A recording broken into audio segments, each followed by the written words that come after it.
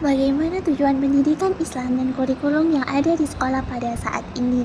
Nah, jadi tujuan pendidikan Islam yaitu membentuk manusia yang beriman, berakhlak mulia, berilmu seperti hadis Rasulullah Shallallahu Alaihi Wasallam, "Innama bu'itsu liutammima shalihal akhlaq."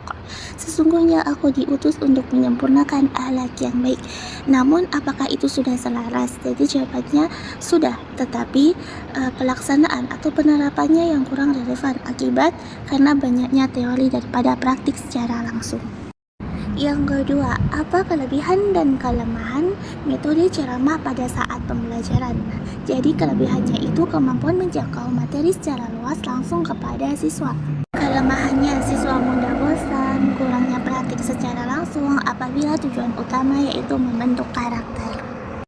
Penilaian saat ini hanya berfokus pada ujian tertulis, bagaimana dapat mengevaluasi peserta didik tentang pengetahuan, sikap, dan perilaku, dapat menerapkan pengetahuan tes lisan, sikap pengamatan harian di kelas, dan berperilaku laporan selama berada di dalam sekolah. Bagaimana keterkaitan lingkungan keluarga, sekolah, dan masyarakat dalam membentuk karakter peserta didik menurut perspektif Islam. Jadi perlindungan lingkungan keluarga dalam pendidikan Islam itu merupakan lingkungan pendidikan pertama. Dalam keluarga, anak mulai mengenal nilai-nilai agama, akhlak yang baik. Orang tua memiliki tanggung jawab untuk memberikan teladan yang baik. Nah, sekolah merupakan lingkungan kedua atau pendidikan formal yang berfungsi mengembangkan ilmu pengetahuan, keterampilan, serta membentuk karakter peserta didik. Yang ketiga ada lingkungan masyarakat. Masyarakat merupakan lingkungan pendidikan ketiga setelah keluarga dan sekolah. Lingkungan masyarakat memiliki pengaruh besar terhadap perkembangan perilaku dan keterampilan anak. Di samping tujuan spiritual, Imam Al-Ghazali juga menekankan pentingnya pembentukan akhlak yang mulia, ta'dzib al-akhlaq, sebagai salah satu tujuan utama pendidikan. Dalam karyanya Al-Ayyuba Al-Walad, Al-Ghazali menegaskan bahwa ilmu tanpa amal dan akhlak yang baik adalah seperti pohon tanpa buah.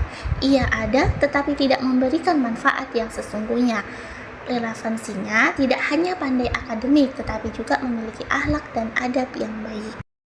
Ibnu Khaldun menekankan pembelajaran secara bertahap, berangsur-angsur, dan tidak terburu-buru. Alasannya, akal manusia berkembang secara perlahan. Pemahaman yang dipaksa sekaligus akan menimbulkan kebingungan, kelelahan, dan penolakan. Dampak jika tidak diterapkan, siswa hanya menghafal tanpa pemahaman makna, muncul rasa benci terhadap pelajaran, pemahaman menjadi dangkal dan mudah lupa, ilmu tidak menetap dalam hati dan sulit diterapkan. Mengintegrasikan ilmu menurut pandangan Al-Faruqi dan Al-Attas. Menurut pandangan Al-Faruqi, islamisasi ilmu, semua ilmu dari Allah Subhanahu wa Ta'ala, memasukkan pandangan Islam ke sains, sedangkan menurut Al-Attas dengan penekanan adab, menempatkan segala sesuatu pada tempatnya. Semua mata pelajaran memasukkan nilai tauhid dan adab, nilai tidak terpisah dari agama dan umum. Keduanya bukan pandangan yang bersaing, melainkan elemen yang saling melengkapi.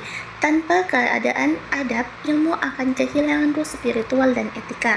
Tanpa langkah struktural Al-Faruqi, islamisasi hanya menjadi angan-angan filosofis.